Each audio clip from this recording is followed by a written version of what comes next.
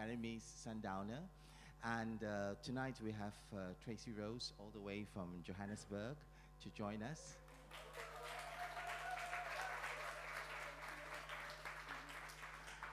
I think perhaps a few words about the Young Curators Academy. This is an academy which is the first time it's happening in the Herb Salon, and it's looking at activators of scenes, of communities, and they include artists, producers, scholars, writers, and in a way it's a very diverse group that we've brought together, and we felt that it would be important for them to have certain inspirations from around the world, and the Sundowners series is a part of that. And the reason why we've invited Tracey is many, because she's one of the active artists who are involved in reinventing the African gesture in post-Apartheid South Africa. And I think her work in particular is both very provocative as well as very complex. And I feel like the reason why she's given me a lot in my work or in my reflections, because she actually deals with what is the role of the artist. Is the artist a shaman?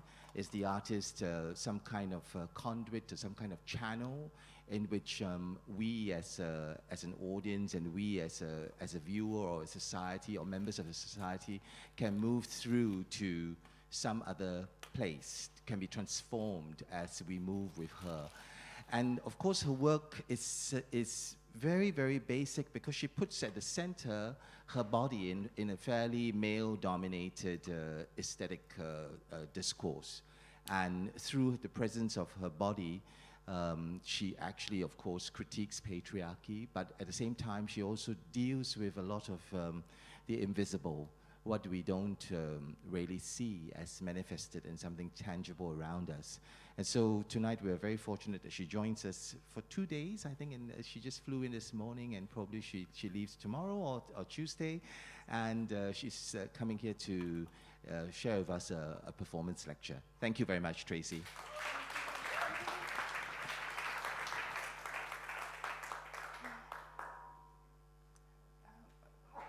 Okay, we still seem to have a little bit of feedback on the mic. Is everybody okay with incense or changing the smell of the space? Nobody has any kind of allergic reaction to it? Okay. I was going to do this before I arrived. Okay, so this is divided into 3 parts. In part 1, we'll do an exercise that's quite gentle. You can stay seated for that. In part 2,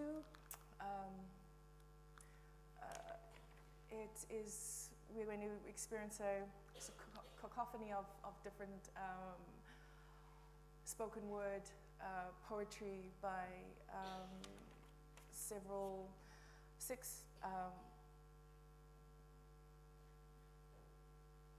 spoken word poets. And in part 3, we'll do another exercise, which is a lot more kind of physically demanding. So we'll kind of build up to that. All right, so for the first part, stay seated. We're going to start with a very simple exercise. I want you to watch me first.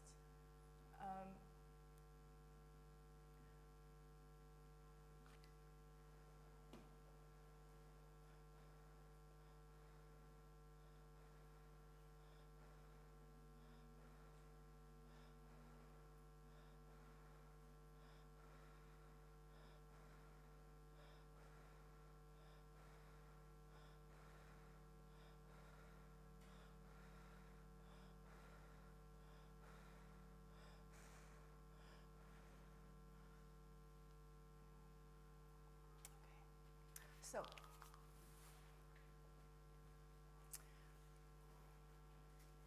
you're going to start by rubbing your hands together quite rapidly, and then slowing down gently. You're going to slowly pull your hands apart, kind of bouncing them very, very gently back and forth. Okay. You can close your eyes if it's easier for you to concentrate and focus on this. It'll take a bit of time, so you may have to rub your hands again.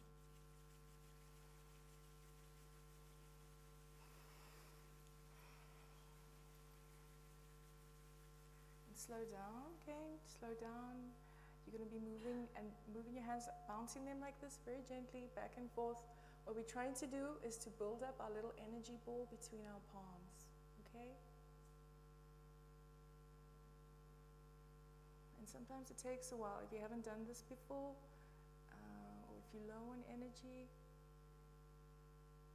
you can put your hands together in a kind of prayer-like fashion again if you feel like it. Just focus on yourself.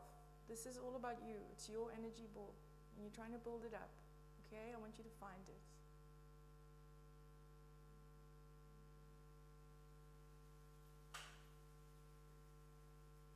Are some of you feeling it? Yes? No? No, in the red shirt? No, you're bouncing that too rapidly. See where my hands are? They're quite close. They're less than a centimeter apart. Is anybody feeling it?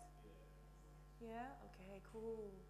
So keep bouncing, keep building, and bouncing and building. Very, very gentle bounces, okay? Almost millimeter kind of shifts, all right? And you're going to keep building it up and see how far apart you can take your hands while still bouncing. Can you feel your energy? Yeah. Isn't that amazing? Hey? Who's stuck? You're doing it too fast. Don't be so determined. Just rest, yes. Relax, close your eyes, and feel the heat between your palms.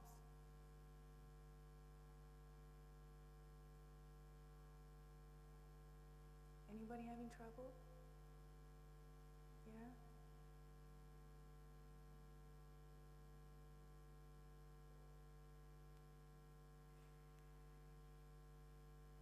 Keep bouncing. Is it getting larger? Can you feel the tension? Can you start feeling it like a magnet? Mm-hmm. If you don't talk, you can find it.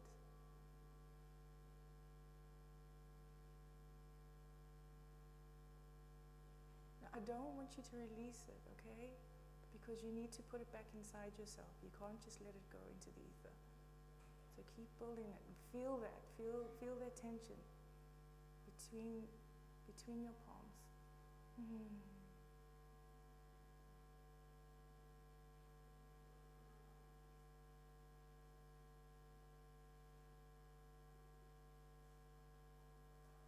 If it's your first time, it'll take a while.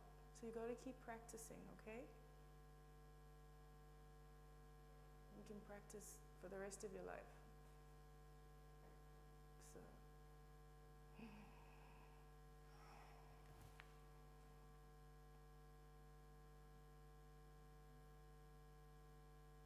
When you're done, and you want to put it away, close your hands together and bring your hands towards your chest and lay them on your chest.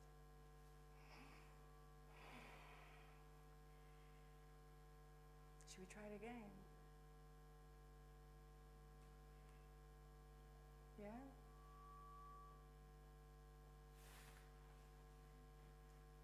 Okay, let's try it again.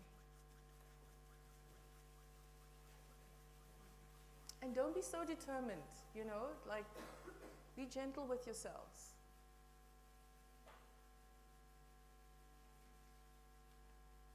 Make sure your feet are flat on the ground, so you're not blocking any of your energy.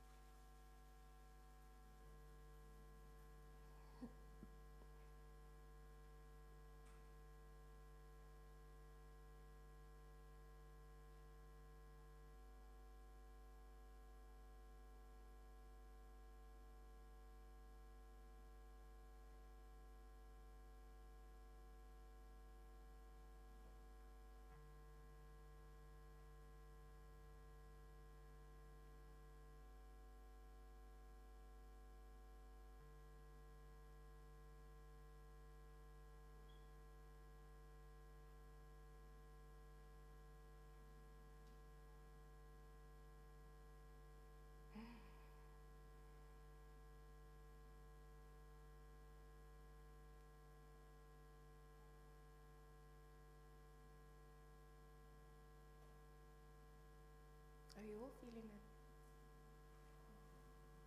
Anybody not?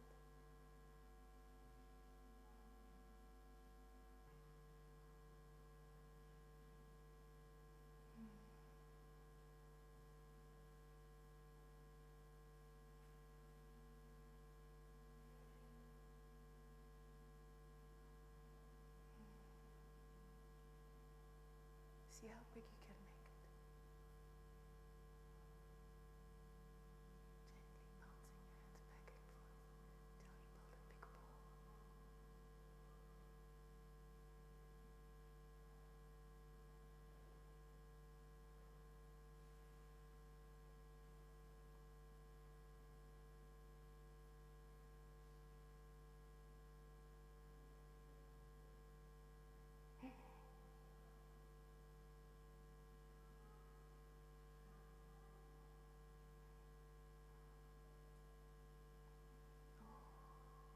You can make little circles with your hands, with your palms as well, to massage your little ball.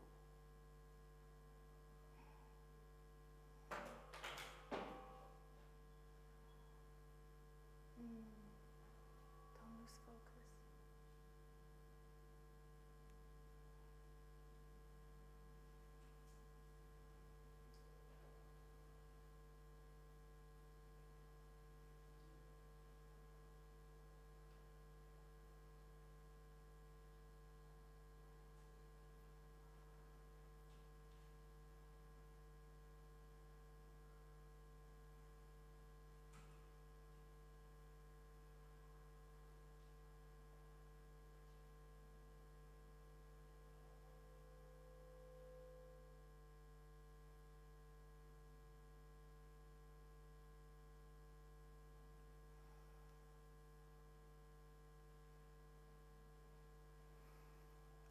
Very good.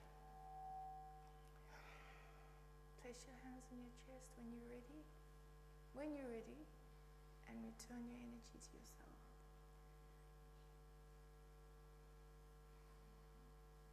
Okay, so that is yours.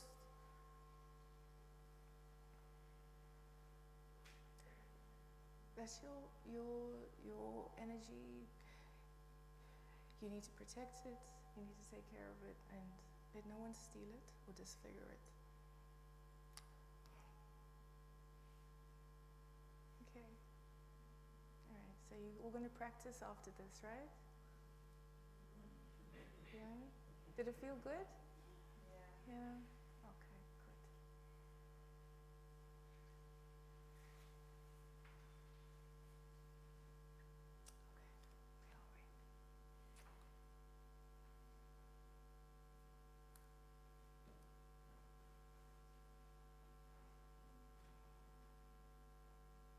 We are ready.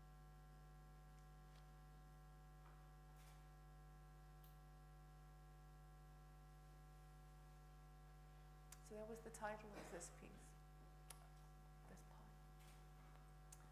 Good people, be strong.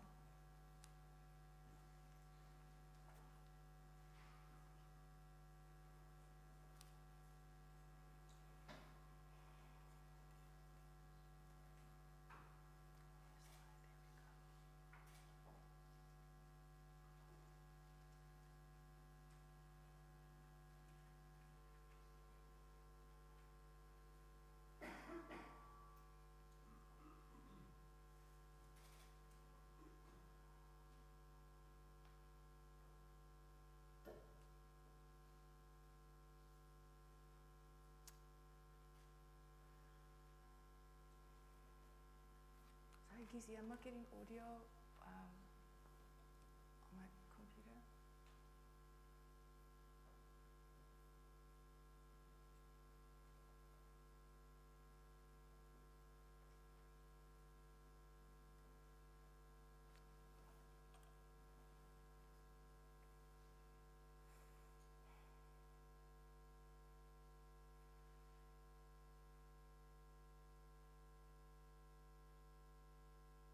I'm still not getting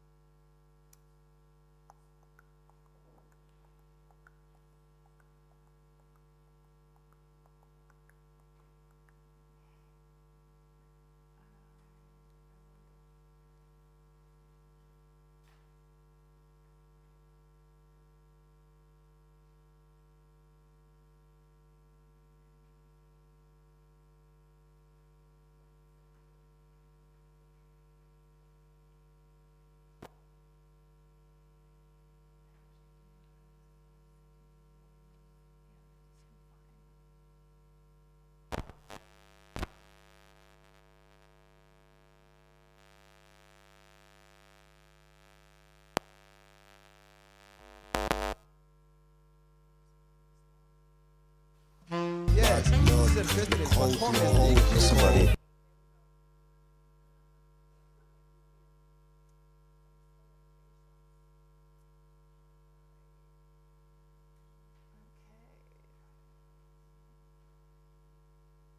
So maybe I should give you a little bit of background to the reasoning behind the first part and this next one coming up. The first part is, like I said, that's your energy. It's yours to protect and to look after, and it is something that we are never fully aware of. We are always externalizing our experiences, and maybe that's not the proper terminology, but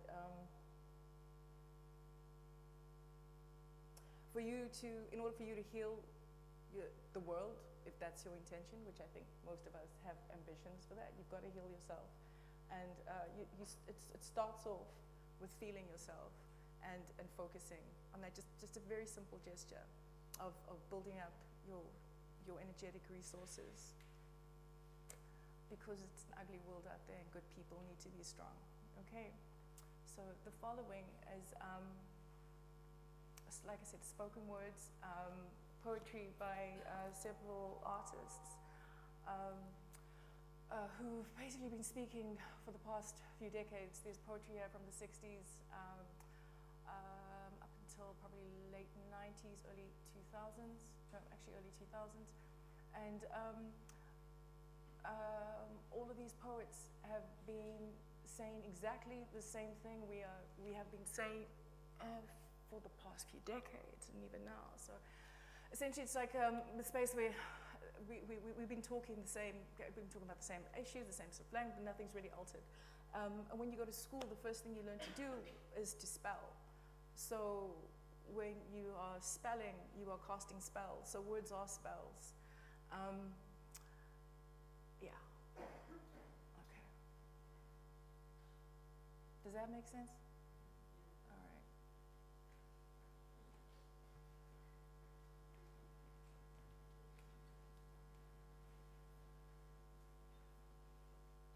Okay, I just got to realign everything, so just bear with me for a second.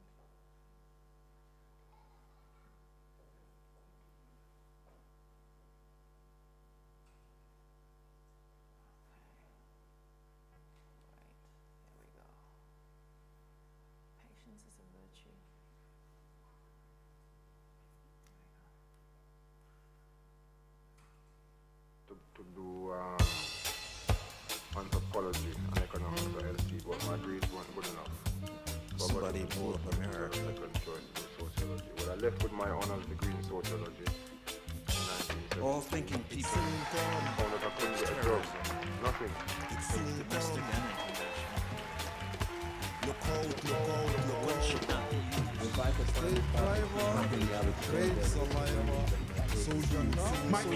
Somebody blew up America. They say it's some terrorist, some barbaric grab in Afghanistan. I'm beginning to believe that all black men were black men and white men were grey men. I'm beginning to believe that I was a man that God speaks couldn't control my sanity or my sexuality. I'm beginning to believe that I could not believe in nothing except nothing. It wasn't a dreadlock. They didn't do words or the action or show. I am so sure It wasn't the gonorrhea in Costco, white cheek diseases that murdered black people, terrorized reason, insanity,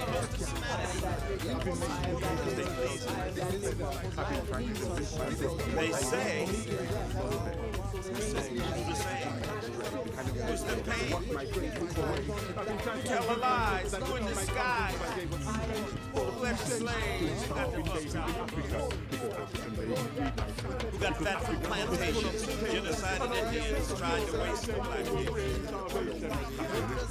Who live on Wall Street, the first plantation? Who cut your nuts off? Who raped your mind? Who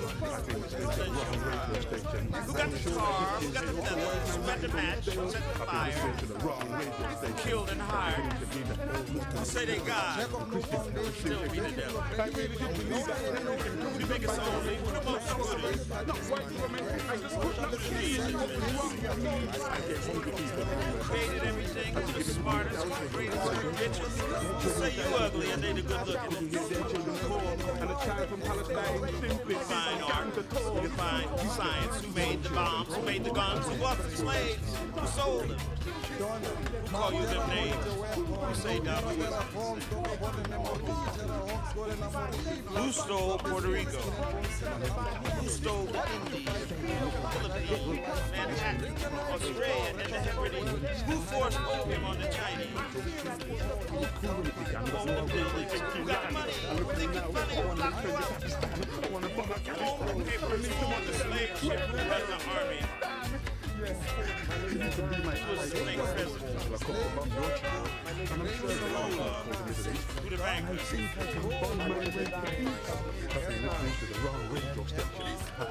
Who the devil on the real side? Who got rich from Armenian genocide? Of the wrong zones, I've been listening to the wrong radio station. Who the biggest terrorist? Who changed the Bible? Who killed the most people? Who do the most evil? Who don't worry about survival? Who have the colonies? Who stole the most land? Who rule the world? Who say they good but only do evil? I needed to know what some pop star somewhere was having for breakfast. I needed to know that I was no longer working class.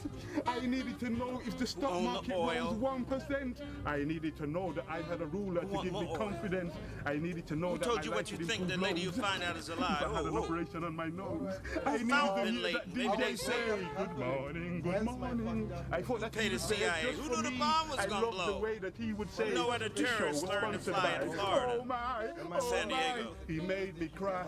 I've been listening. Who knew to why the 5 wrong Israelis was filming the You explosion? dig this? I put myself on a hit Cracking list. their sides I've been with listening no to the wrong radio station. I'm laughing and I'm crying. Who and need I'm watching fossil myself fuel? dying. The sun ain't I've been going listening nowhere. to the wrong Who make radio the credit station. cards? Who get the Listen to biggest her. tax cut? Can you hear? Listen to her. Who walked out of the conference against racism? Can you hear? Listen to me. Keep Who this killed Malcolm frequency clear. Kennedy and his brother? Who killed Dr. King? Drop out. Who would want such a thing? Are they linked to the murder of Lincoln? Who invaded Grenada? Who made money from apartheid? Who keep the Irish a colony? Who overthrew Chile and Nicaragua later?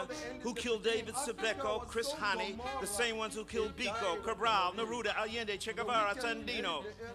Who killed Kabila, the ones who wasted Lumumba, Marlene, Betty Shabazz, Princess Di, Ralph Featherstone, Little Bobby, locked up Mandela, Deruba, Geronimo, Asada, Mumia, Garvey, Yashil Hammond, Althea Sutton. Who killed Huey Newton, Fred Hampton, Medgar Evers, Mikey Smith, Walter Rodney? When I grew up in Scotland, Was it the ones who they had tried to held poison auditions all over the Fidel? place for us to be able to Who sing tried the to keep national the anthem, Vietnamese Scottish national oppressed? anthem. For those of you who decide to Who sing put a it, I price hope on you're Lenin's watching. head? Got a camera every Who put camera. the Jews So, in ovens? I went and I was who the helped first them do it? person not to qualify. Who said America first and okayed the yellow stars? to Ho, sing it, but ho! I went ahead anyway in later years and performed the national Who killed anthem Rosa Luxemburg? before a rugby international. Liebknecht? Next to Who murdered the Murrayfield Rosenbergs? at the under 13 World Cup. I just all sat the in good my people car and I iced, played the song. tortured, So assassinated, tonight I'm gonna banished. sing it, and it's just very. The song is very dear to me. So is the Who got Scottish rich from Algeria, Libya, Haiti, Iran, Iraq, Saudi, Kuwait, Lebanon, Syria, Egypt, Jordan, Palestine? Who cut off people's hands in the Congo? Who invented AIDS? Who put the germs in the Indians' blankets? Who thought up the Trail of Tears? Who blew up the Maine and started the Spanish-American War? Who got Sharon back in power? Who backed Batista, Hitler, Bilbo, Chiang Kai-shek? Who?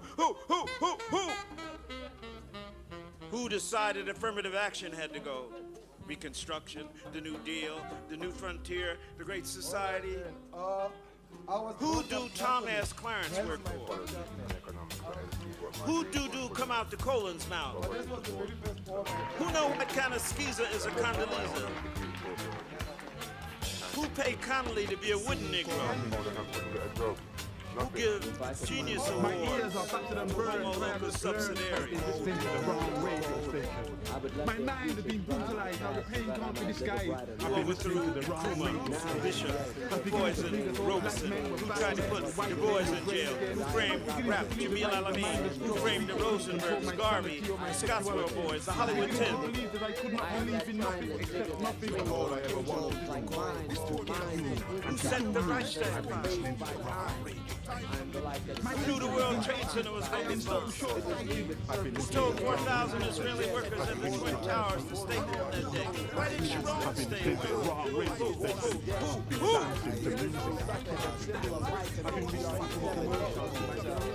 I've been trying to convince myself that what I really need is a Sunday. Explosion of owls, the newspapers say. Devil's face can be seen. Explosion of owls, the newspapers say the devil's face can be seen. Who make money from war? Who make dough from fear and lies? Who wants the world like it is? Who wants the world to be ruled by imperialism and national oppression and terror, violence and hunger and poverty? Who is the ruler of hell? Who is the ruler of hell? Who is most powerful? Who you know ever seen God? But everybody's seen the devil. Like an owl exploding in your life, in your brain, in yourself. Like an owl who know the devil all night, all day if you listen. Like an owl exploding in fire. Like an owl exploding in your life, in your brain, in yourself. Like an owl who knows the devil all night, all day, if you listen. Like an owl exploding in fire. You hear the Christians rise, terrible flame, and the whistle of like an acid vomit of the fire of hell. Who and who and who?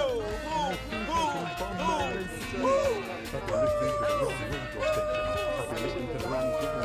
I've been listening to the wrong beats. I've been listening to the wrong radio station. I've been listening to the wrong tone of the wrong zones. I've been listening to the wrong radio station. I've been listening to the wrong voices. I make such mad choices. I've been listening to the wrong radio station. I've been listening to spies. I've been listening to lies. I've been listening to the wrong radio station. I needed to know what some pop star somewhere was having for breakfast. I needed to know that I was no longer working class. I needed to know if the stock market rose 1%. I needed to know that I had a ruler to give me confidence. I needed to know that my life had improved loads. If I had an operation on my nose, I needed to hear that DJ say, good morning, good morning. I thought that he was there just for me. I loved the way that he would say, this show was sponsored by, oh my. He made me cry. I've been listening to the wrong radio station. Can you dig this? I put myself on a hit list. I've been listening to the wrong radio station. I'm laughing and I'm crying and I'm watching myself dying. I've been listening to the wrong radio station. Listen to him. Can you hear? Listen to her. Can you hear? Listen to it. Can you hear? Listen to me. Keep this frequency clear. Tune in. Drop out. That was brilliant. Thank you, Majid. What an honour. Thank you very much.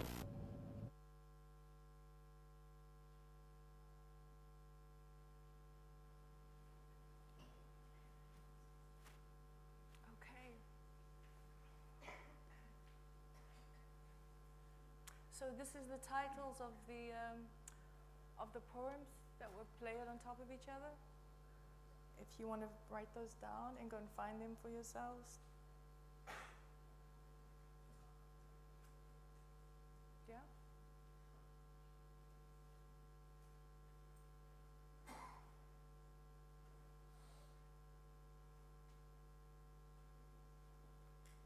Yeah, can I take it down? Thanks.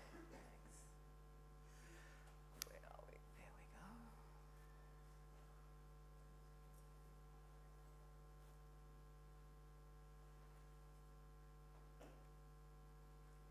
Right. So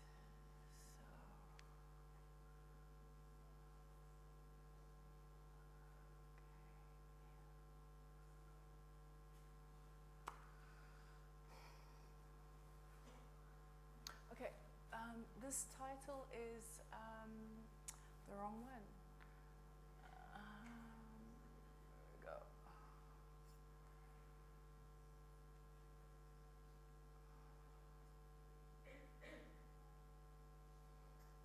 So I take this title also from an artwork of mine entitled Shooting Down Babylon, which is also the title of my career survey show that's coming up next year. I'm not plugging it, I'm just kind of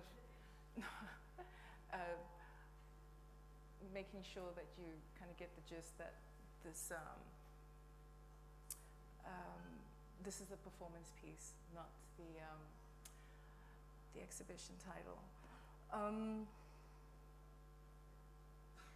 Okay, so now I need you all to stand and remove your shoes. Actually, remove your shoes first before you stand. You're going to have to be barefoot, so if you can remove your socks as well.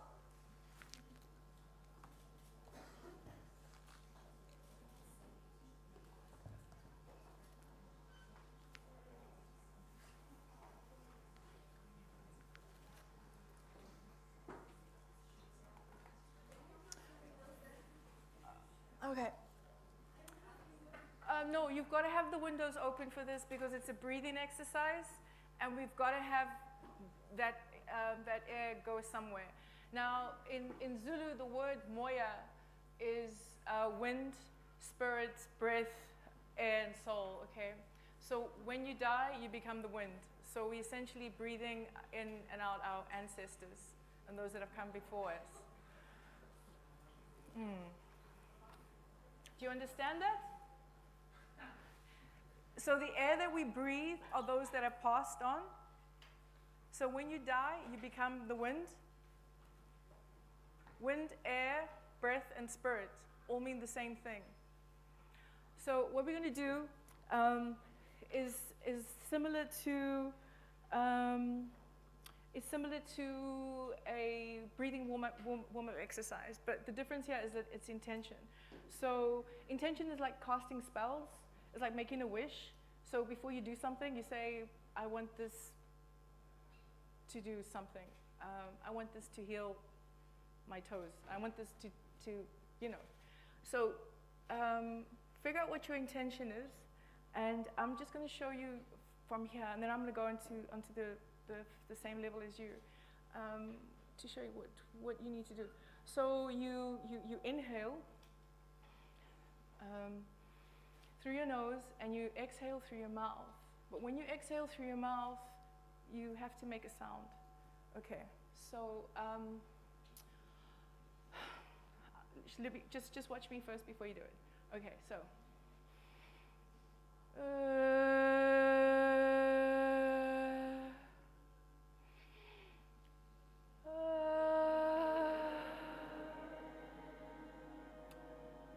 Very good. So make sure you breathe from your tummy. If you start to breathe from your lungs, you're not breathing deep enough. But keep doing the exercise until you can reach like your belly button. And each time you do it, you can change the sound. Again, close your eyes so you can feel it for yourself. And eventually, you're just going to keep building up the sound and building up the sound until you've decided that you've had enough. Okay? All right. So I'll be with you here.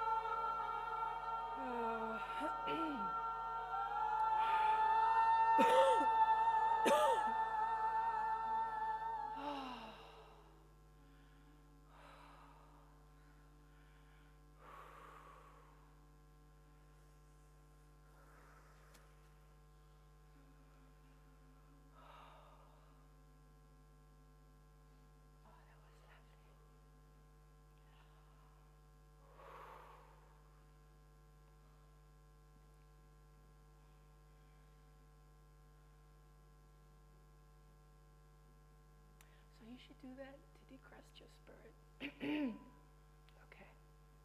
It's better when it works on the ground, on grass, so you can feel yourself connected to the earth. Try and do it next to a tree. Trees like company. You could also do it as a protest.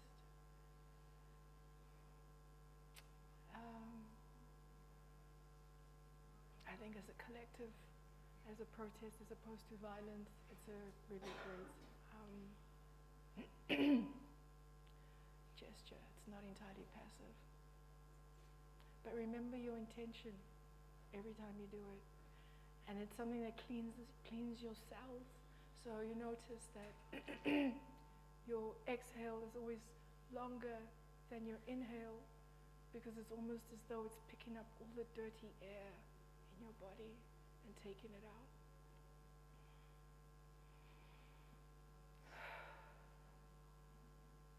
Cool. Thank you for letting me share that with you and for sharing it with me. Thank you.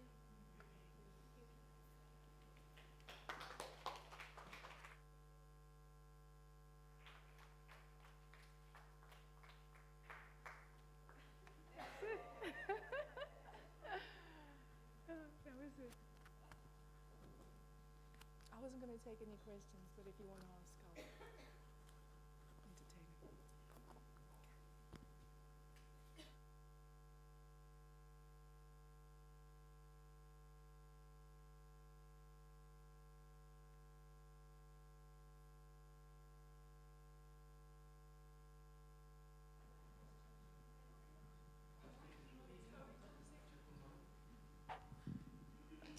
I just wanted to know the name of the energy thing you do with our hands. I mean, to read up on it or to just understand it more.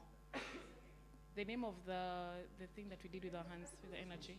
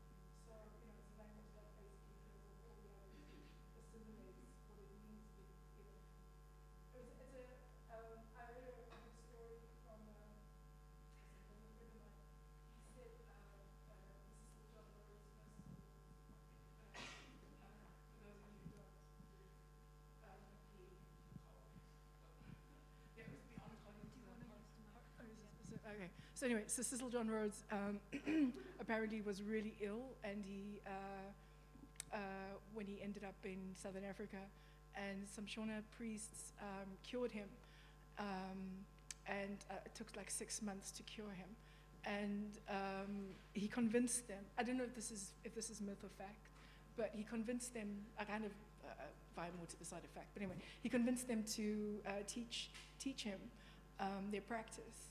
And they told him all the secrets. And so, you know, what happens when you do that to a European? Yeah, he basically decided to use it against them. There are sacred meridian points in the area we know as Zimbabwe, which became Rhodesia, named after him. Anyway, what he did was he disrupted those meridian points. So even the locations that were sacred where chiefs and high priests were buried, he demanded that he get buried in that location. So according to the mythology, the reason why African people are so empatized against European power is more than just the colonial factor. It's the fact that they stole the objects and the symbols of sacred and spiritual power, and therefore incarcerating people. It's like I say that apartheid was never racial warfare, it was spiritual warfare. You attack the body to incarcerate the mind and assassinate the spirit. Yeah, did that kind of answer something. Yeah, there are other languages where that has a name, but I say my mother tongue was cut out of my mouth before I could speak it, because I only speak English, really.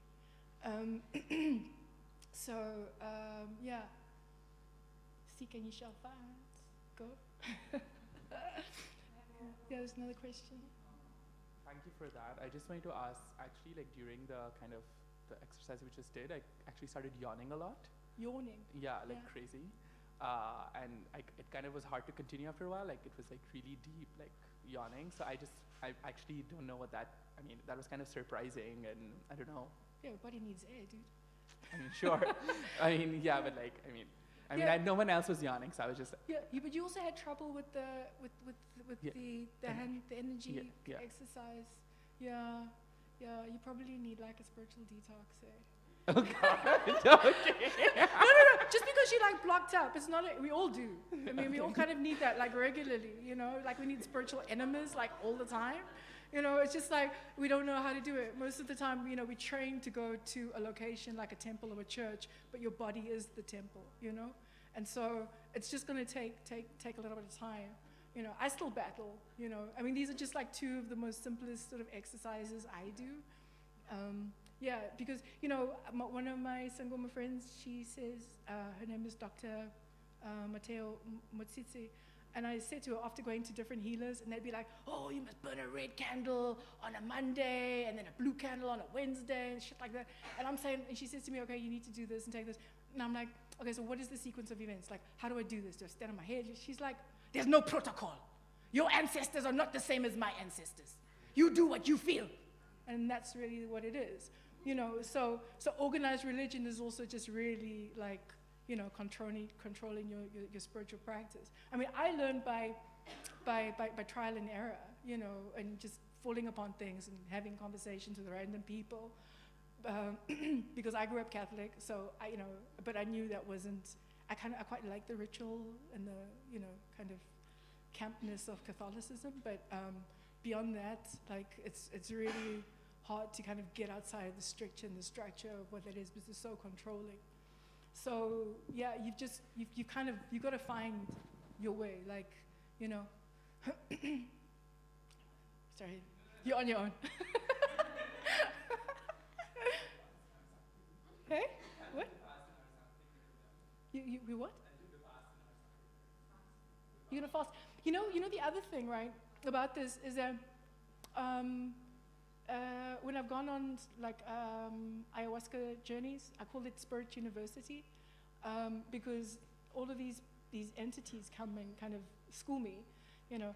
And what I found out, was that you have your DNA lineage, which is your parents, your grandparents, you know, that whole human cycle, and then you've got your spirit lineage, where your spirit has occupied space and time. So you could have been a tree. You could have been a baboon, you could have been an ant, you know. And I've got this theory that part of the reason why we have like a population explosion is because there's so much mass extinction with animals. So as much as we go through this evolution as individuals from babyhood to, you know, teenage, adult, so the spirit also goes through these. And I feel like we start off as, you know, maybe a grain of sand. And then the next, lifetime, it's an ant, it's a tree, it's a da-da-da-da. And so because of this mass extinction that we've basically created, a whole lot of spirits are graduating with, like, you know, to the end without actually going through this process, you know?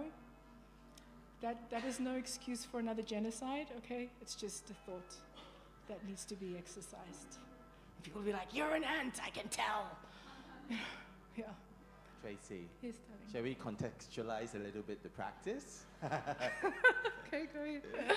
Okay, I want to, perhaps you can share with us when you started to work in this way. This is kind of recent, like the last 5 years? Oops. No, actually, I've only been public about it probably in the last 5 years. Yeah, it started a while ago. I think when I was in varsity in the 90s, I heard a voice telling me my bag was being stolen. And it was like such a clear voice. I went to the student, I mean, this is just such a stupid random story, but I went to the student bookshop and I had my backpack with all my stuff in it and some new books I'd bought, the receipts and everything. And I went to go look for a cheaper version of the book, and a secondhand version, and I left it by this pillar, and I normally don't do that, and I went to the side, and I heard this voice said, "Tracey, your bag's been stolen." I turned around to see who was there, and there was absolutely nobody. And I deliberately waited a moment to test it, and when I went back, my bag had been stolen. And it was just that moment of hearing that voice so distinctly that kind of made me realize there was something much more kind of permanently, you know, in an alternative space.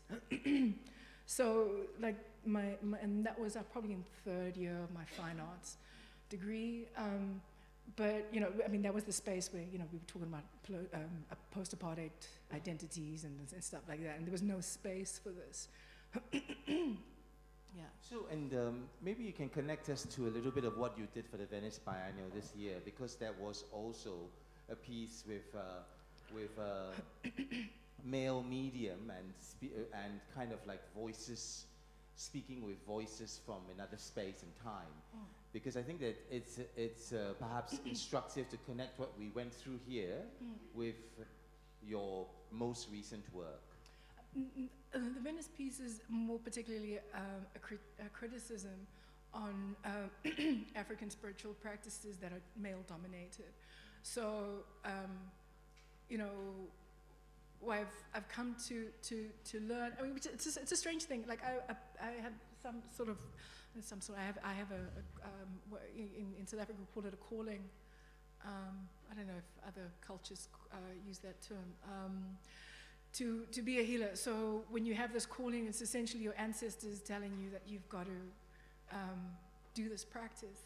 And if you don't, various things can happen to you. You can get ill, bad luck, and all of this other stuff can occur. And what I've come to do is having these conversations with them, and I kind of get certain kind of information. And it's information I've got to go and research after I've had these conversations with them. And one of the things they told me was, and this I found, I think it's Dr. Henry Clark. He goes into it in his Egyptian studies. He talks about this point in ancient Kemet where the African woman was seen as God. She wasn't a goddess or a god. She was God. So she epitomized the God figure as we kind of see it as this old white man. Anyway, but so she was the equivalent of the god. And the priest class, the male priest class, kind of usurped power and you know, started to vilify the woman. So, you know, that was when menstrual blood became this dirty, vile thing, and instead of a magical substance, this is one of the most potent magical substances. The second one is iron. And labia was seen as also filthy and had to be, you know, circumcised and all of these things.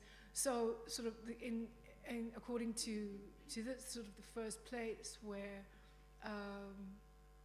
African women were kind of I don't want to say the word backstab, but that's kind of what it was in this particular space. And I'm saying ancient Kemet, but I'm not sure exactly what the time is. Not ancient Egypt. It's not, they don't equate. It's a different kind of time lapse. Maybe you can describe for us the piece in Venice. What do we see? And okay. Because not everybody was there. Yeah. Yeah. Okay. So in that piece, so also what happens is, the other thing is my spiritual ancestry is predominantly Native American. I mean, everybody kind of says that, but a lot of people say that. But yeah, if you think about the kind of the Holocaust that occurred in America amongst Native American people, there's a lot of spiritual energy that they have that resides in a lot of people. And what they told me was that the male shaman looks after the village or the community, and the mother looks after the family. So the Venice piece was a critique on male shamans taking the role of the female healer and not fully understanding it. Because I'm of the belief that men should not be touching women's bodies. I mean, they have no idea what the fuck. And I don't mean the section. I'm talking about gynecologists, doctors, whatever. Surgeons are another issue. But when it comes to understanding the intricacies of how women work, one of the ways that we've been oppressed is through the medical industry. And the Venice piece started looking at these two,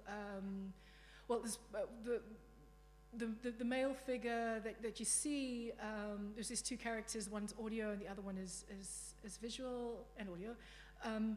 But he starts to hear voices, and the voices that he hears is a male voice speaking in Latin, in classical Latin. So the idea was to kind of critique that space of spiritual practice where only a particular type of person is allowed to hear this narrative and disseminate the information. And also to kind of highlight, I mean, I still believe that we're living in the age of Rome. So we've never left the age of Rome. Our entire practices, divide and conquer, and all of these things are very much part of it. We South Africa, we still live in the Roman law and all of this. So that was part of it. And then try to bring in some African history that is sort of more sort of underground. So speaking of Mansa Musa, who was the wealthiest man who ever lived, who was Malian king, and trying to bring in various kind of aspects of I don't want to say magic, but kind of, I don't know, and also sort of but kind of other realmly kind of experiences. How did you film that, actually? Because when you mentioned a little bit of your filming process, of how you made that film, it was, you shot it over like 3 days or something? That was very, very short? Oh, no, it was, including pre-production, it was 3 days. But no, we shot it in 3 hours, basically. And what was the medium in a trance, or how did it work? Well, the funny thing about that actor is that he also has some kind of calling. I mean, he's kind of clairaudient, but he is an actor.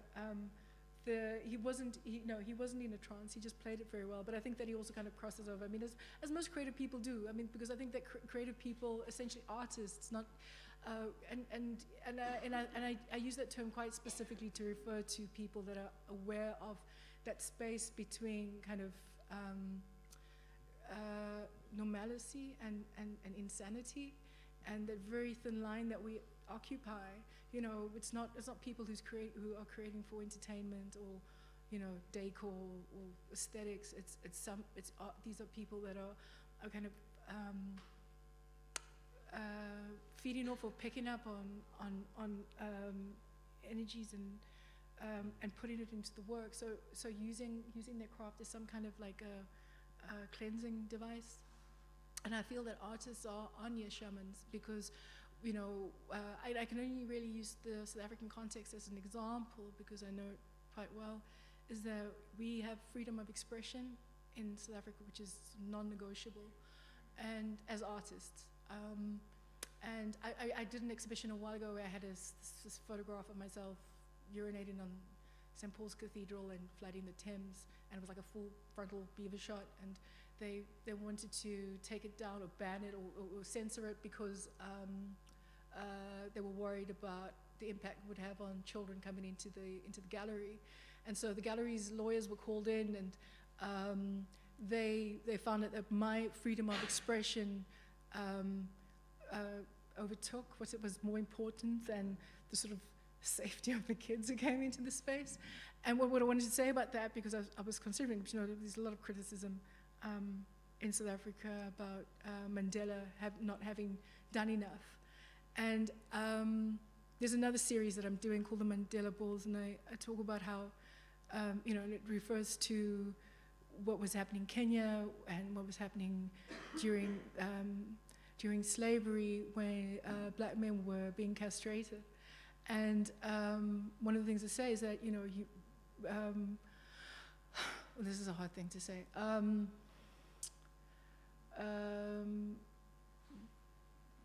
Actually, I don't feel like saying it. Hang on, let me just reconfigure my train of thought there for a second. Yeah, because it's also just realized this is going onto social media, so it's a bigger platform that's less controlled. But one of the things is Mandela had to compromise so much, but the one thing that he didn't was freedom of expression. And I think that was a very intelligent thing to do in a space that he had to compromise so much, because even within that space of power, he was still impotent, you know. I don't know if that at all answered some of what you asked. But maybe you can help us to cite you in South Africa. I mean, the sense of like, what was your background, and what was the kind of work that you began making that in a way, I think put the female body in the center of the work, and now it's shifted into more like the spirit, the spiritual, the invisible, and I feel like that's a kind of a journey that's taken some time. It's the last like 10, 15 years of your practice. So I think that just citing yourself for us in terms of South Africa, right? Oh, that's a lot. I was trying to edit while you were asking me that question. Because not everybody knows you in terms of, well, of South Africa.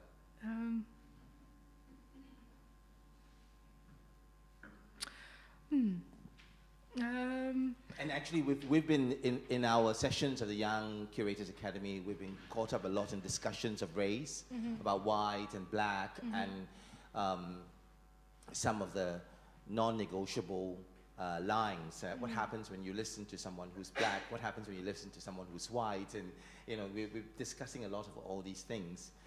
It's, you know, so I think you're treading that line a lot, especially in your work.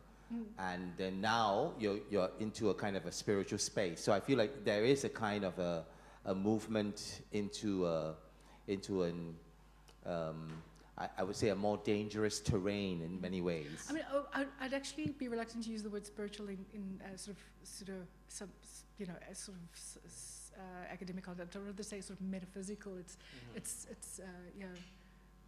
a bit more benign, I think, in a sense, but less triggering in a way, I guess.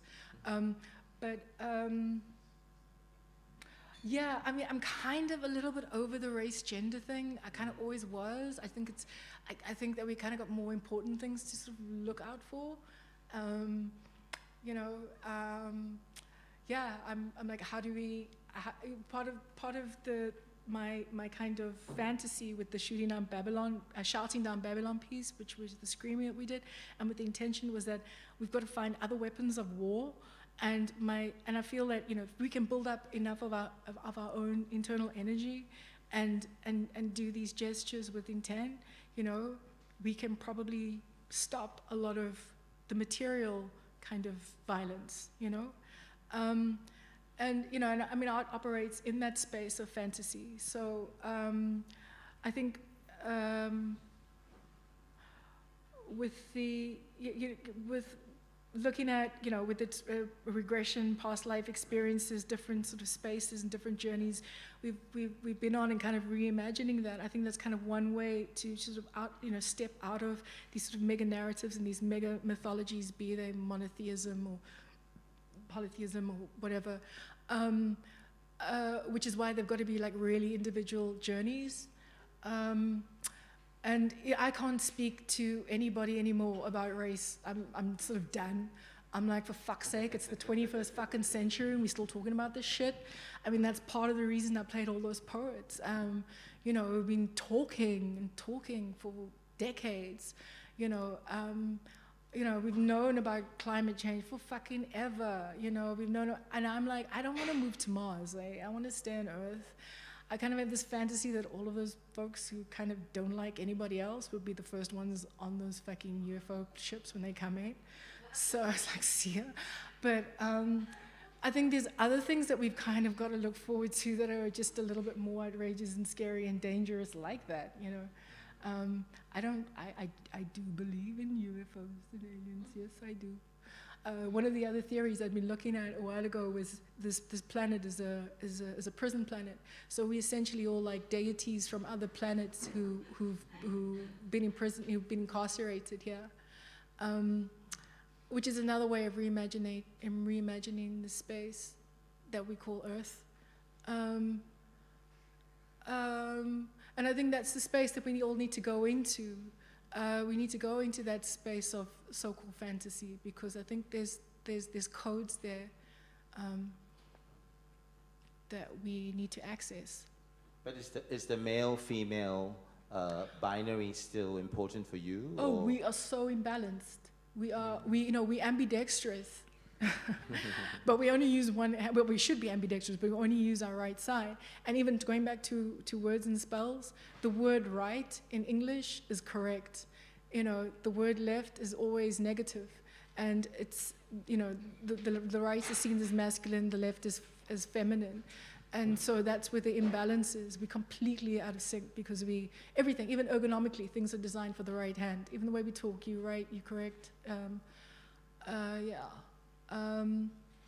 mean, there's so much work to do, and it's not just about like race and gender and stuff. Everything's kind of mishmashed into one thing.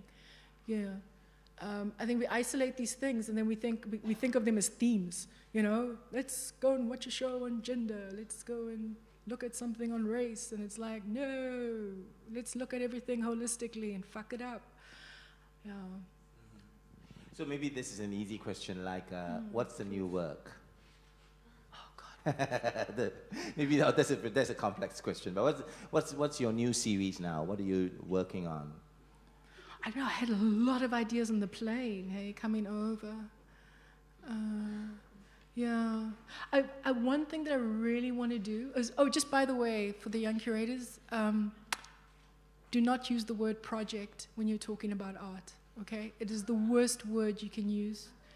It completely diminishes everything about what an artwork is.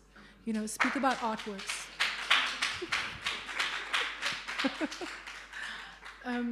There's a difference, even when you say it, an artwork versus a project. I say like the Mona Lisa wasn't a project.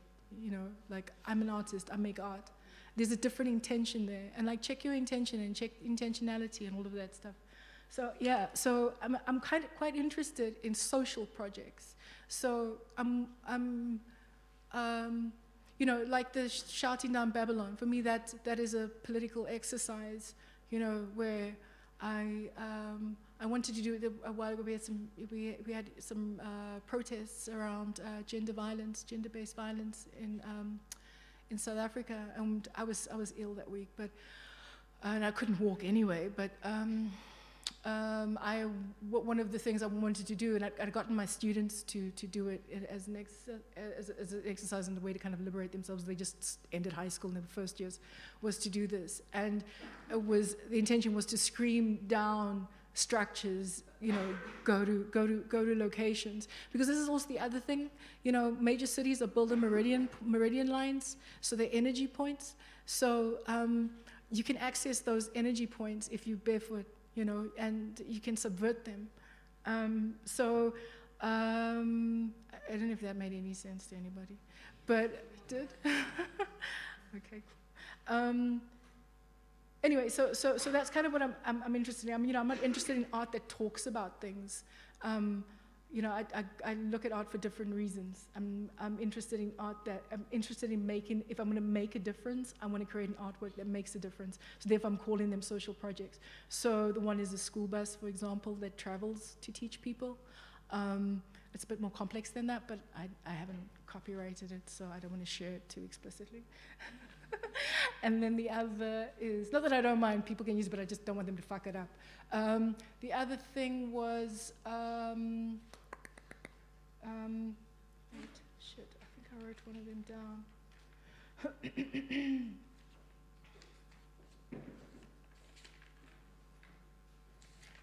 It's in another book, I think.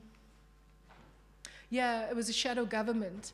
So how to create a new government, but as you see the structure one, how would you improve upon it? But you have like a full-on one running parallel to that. Yeah, and different kinds of protest action that move beyond just the kind of, you know, walking in the street with placards and stuff, you know, like the shouting down Babylon thing. I think that is just such, to have like a group of people standing in a protest, just doing these shouts is way more powerful, I think, in a lot of ways, than screaming and with placards. I think there's a different kind of vibration that gets shifted. So one of the things I did a while ago at what is the theater? What is the music place? Yeah, it just escapes me. That it's kind of clad in gold. That it's built on a site where 250,000 people were genocided. A Philharmonie. One of the works I did at the Philharmonie was similar to this. I had the choir from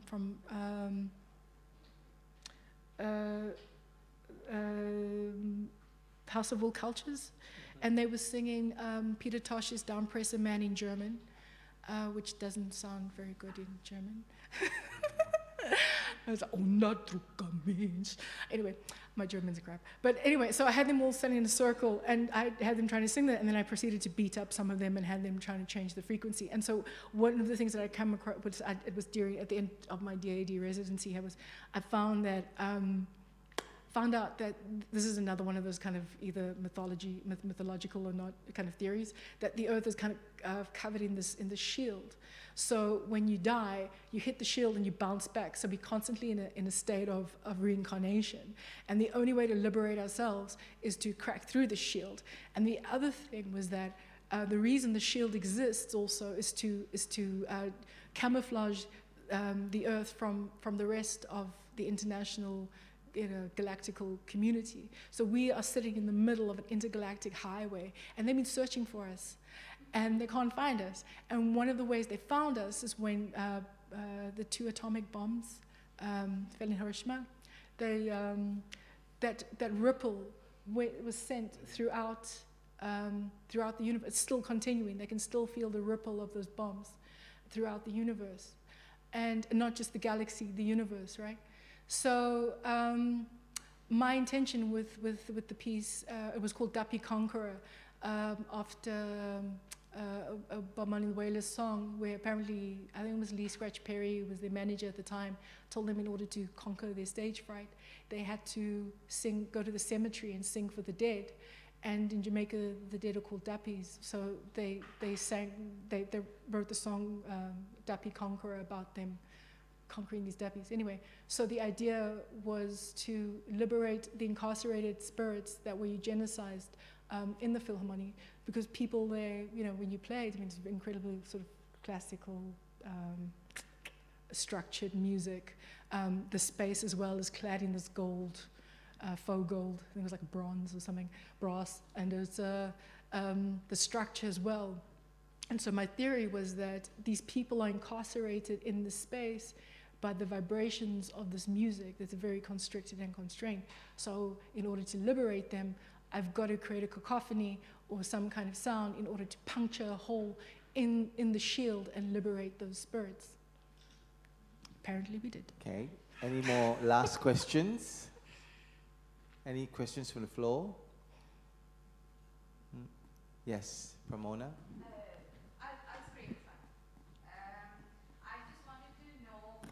Because there's a multiplicity of practices, such as the one that we did at the end of your presentation, which go with, you know, channeling spirits, channeling your people who came before you, channeling the dead. And I was wondering, you know, because you presented this to an audience who may have never done this. It comes from a particular kind of background. So are these practices some, you know, practices that can be universally used? Or because in my mind, when I was practicing that, I was also trying to figure out, I have different practices of channeling the dead, which only I use, which work for me, and I'm not comfortable with, or I don't know whether it will work for somebody else. So on what basis are these practices shareable for a whole room full of strangers from Well, everywhere. that's why I opened the windows and I burned some of the insert, just to kind of, because just to soften whatever may come out. And it wasn't about channeling the dead. It was just, it was your own cleanse. That's really what it was. It was trying to kind of, you know, and like I coughed a lot because I'm blocked up. So I also need a spiritual MOEs left. You know, and for me, I thought of the two exercises that were not as loaded with kind of cultural connotation, you know, as much as I could, you know. So because I'm aware of that. I mean, I don't want to pick up any of the Kake. Yeah. So, and I don't want any of you to like walk out with somebody else's shit either, you know. And you know, and it's a journey. I mean, it's still a process. I mean, like I'm learning by trial and error in a lot of ways because I have like multiple bloodlines. So you know, I was worried about coming here because I'm always paranoid about traveling, and I phoned my Sangoma friend, and he was like, "Oh, you're always going to Germany because your ancestors are calling you." And I was like, "Oh, fuck yeah, I forgot I had some German blood." And I was like, fuck, but weren't they like rapists and shit? I don't think there was any love when that happened. So I was considering all of that when I was coming here, and I was like, okay, maybe it's time to figure out how I'm going to heal that wound, you know. And this is what my friend, his name is Zola Lamini, what he says is, you've got to go to that wound, you know. Yeah. It's funny, I was saying Trump is like the pus in the wound, because all along we've been talking about the shit, you know, as people are kind of, nobody's listening, and now we got evidence, you know. And it's like the same thing with like the burning of the trees. And a friend of mine was like, this is terrible, but yeah, maybe it's time we fucking wake up, you know. And yeah, it's no longer, you know, it's no longer just our movie in a sense, you know. It's everyone's now. And we're just on this ball that's hurtling through space, you know, that's, oh, how is this on fire? Anyway, I'm not going to mark greater. But yeah. So I think on that note of whether metaphysical practices are transnational, I think that's a good place to stop, right, for today. Okay, thank you very much. Thank you, Tracey.